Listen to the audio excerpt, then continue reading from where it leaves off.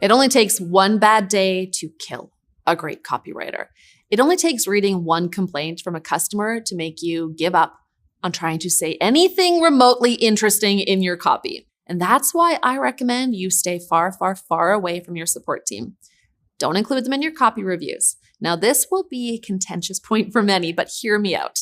When I was starting Copy Hackers, I would write blog posts and then I'd email my subscribers about them. And I'd get replies with all sorts of opinions about my work.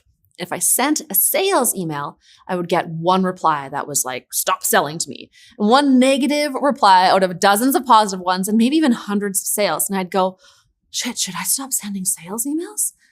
No, the answer is no, you should not.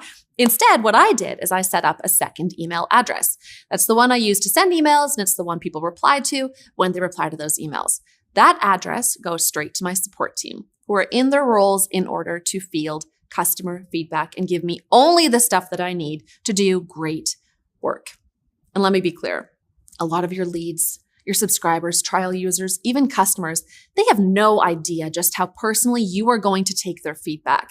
They write to, like our clients, for example, and reply to sales emails to say things like, stop selling to me, and you're spamming me when they're totally not, and things like, you're being dishonest and saying, I'll get free shipping because I only get free standard shipping. I want free express shipping. You see enough of those messages, sometimes it only takes one even, and you start questioning everything. So I recommend you ignore your support desk.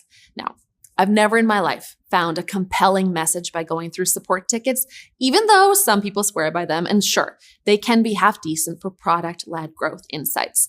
But for most copywriters and even marketers, interfacing with the support team and reading what your customers send them will ruin your day and your messaging and your will to write something interesting that just might break through the clutter. Your job is to break through the clutter.